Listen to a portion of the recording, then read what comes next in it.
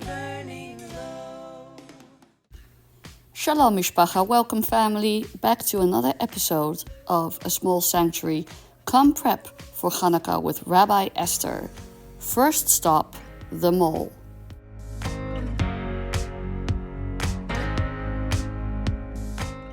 I love Barnes and Noble. It's one of my favorite hangouts. We also have great independent bookstores in my town, but I love the combination of toys and books.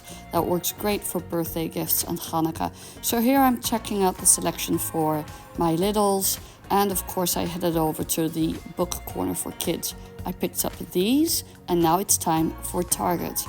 I really had to dodge all the green and red, and I'm hurrying over to the Hanukkah display. But it was not what I expected it to be. Snarky commentary up ahead. From the Hanukkah decor items 30% off to the picked over measly supplies. Wah, wah, wah. Now over to TJ Maxx and some other big box stores. I prefer shopping in person, supports the local community, and now we are going to head over to Michael's to pick up Hanukkah decor and score some of those full items that have been discounted, which work great for Sukkot, including this little apple cookie cutter for Rosh Hashanah. Here I am with my blue and white wrapping paper, ready to do a little bit more exploring.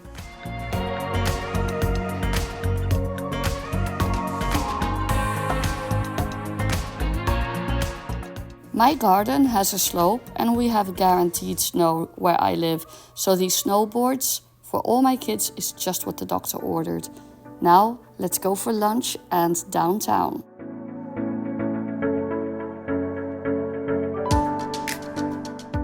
Before we start thrifting and antiquing, let's go to our favorite Israeli hangout for a sabich sandwich. Check out this Birkat Habayit, this beautiful home blessing hanging in the falafel shop.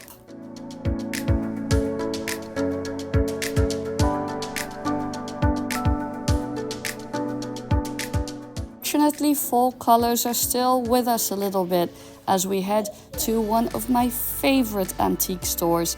This place is a paradise for all and sundry. Will you spot the blue and white items with me that would look great in a Hanukkah home? Look at this beautiful Moroccan dish with pewter and ceramic. And here is all the china that you can conjure up in your mind. Vintage, modern, every style and type. And look at this beautiful white fine bone china that I found here. This would make someone very happy. Look, some blue and white coming up here. And this beautiful cloth from Africa.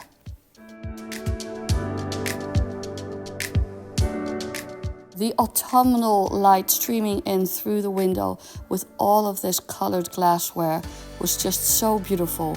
Again, more beautiful blue items, and this is just a riot of color and light. Just lovely.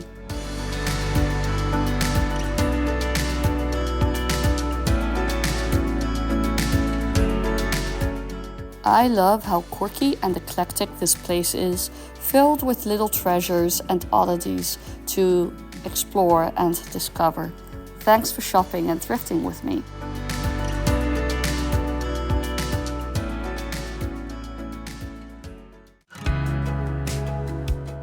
Shopping is done. Let's go home and wrap those gifts and start planning for Hanukkah.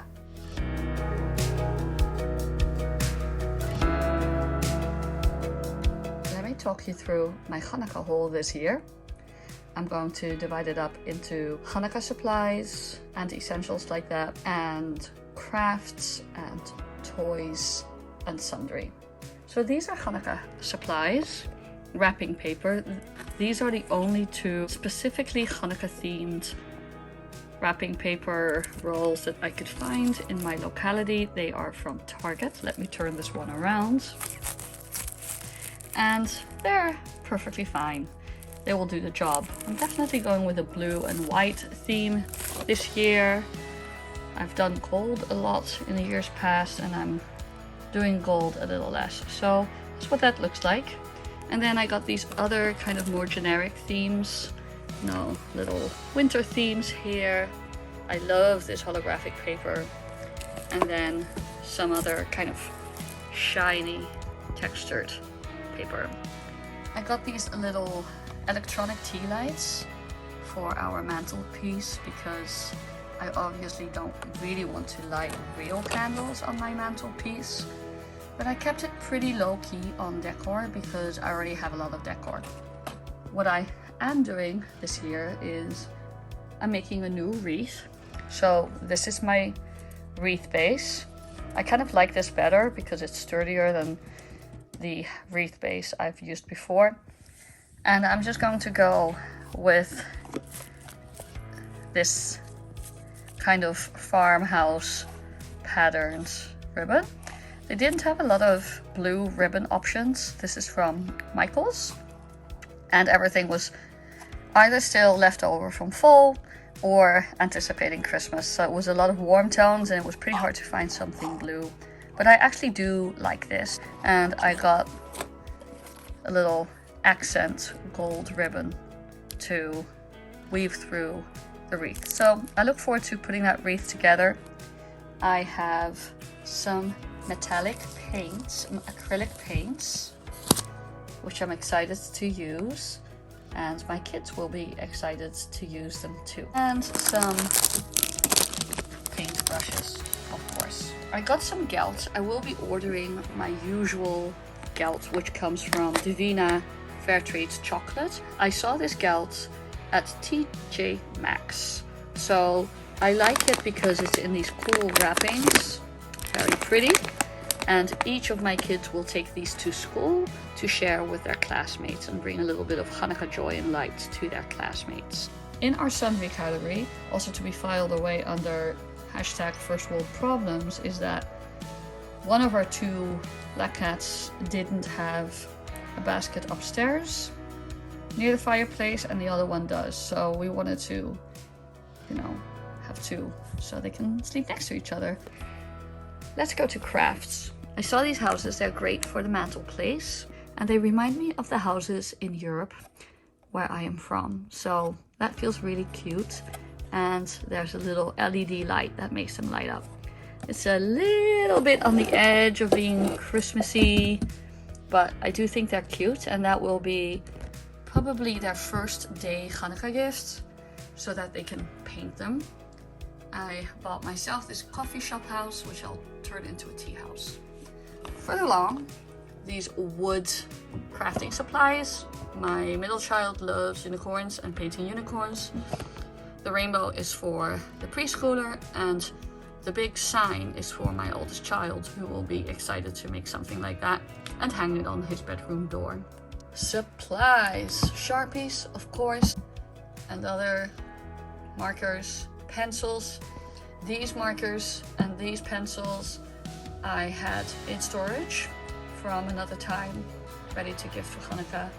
Some markers for my preschooler, some crafting supplies and paper, and an activity book.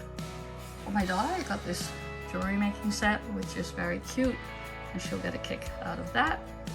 Enjoy making beautiful things like that. Express your creative spirit. I also got her this set, which has makeup and nail art and things like that. And I also got her this bath set with like shampoo and conditioner and body butter and the scrubby and a beautiful box for storage. Another thing I got my girl way back when, over the summer I think, when we were visiting a science museum, is this astronaut Barbie. And she's been really eager to receive it, and Hanukkah is going to be the moment where she receives her astronaut Barbie. For my preschooler, these are kind of the bigger gifts. I got this little dollhouse with little dollies. She loves tiny little dollies and, making little arrangements and pretend play and things like that. So this is just perfect for her. And I got the black cats because we have black cats. So I thought that would make it very relatable to her. For my son, I got two books. They're both kind of fantasy mythology based books. Let me take them here. One is about the gods of Asgard, and the other is actually about the Egyptian pantheon. I like that because it actually may make Passover more relatable for him if he knows a little bit more about who the God of Israel in the story was facing off against. Each plague, it is interpreted, stands for an Egyptian god. So I hope that this kind of deepens his connection to our tradition by giving him context for the surrounding traditions and cultures that ancient Israel was interfacing with. And I know actually very little about the Egyptian pantheon. I definitely know more about the Norse pantheon. For my daughter, I got these books. She loves survival stories. So I got her these 3 survival stories. Hetty and the London Blitz, a World War II survival story. She recently read a survival story based on 2 Jewish children, written by a Jewish author who fled into the forests of Poland and joined the partisans. And so we talked a little bit about that. And so I think this will be a great companion piece to that and give her context for World War II in an age-appropriate way. And I also got her this one, which is about the Underground Railroad and about the self-emancipation of enslaved people in the United States. So I'm very excited for her to get that one too. And they do have some illustrations, like here. And they're right at her reading level. So I'm very excited for that. And the last one is a tsunami survival story, Tara and the Towering Wave. It's about a Thai girl who survives the tsunami from the mid-2000s. I also got her this book. That's gross, because she loves asking questions about morbid and gross things, which I encourage. It's a good way for kids to come to terms with the complexities of life. Basically, what remains to be done now is order some chocolate treats, like the gelt I mentioned earlier, and some other treats online. I need to order some tea online as well, and hot chocolate and things like that.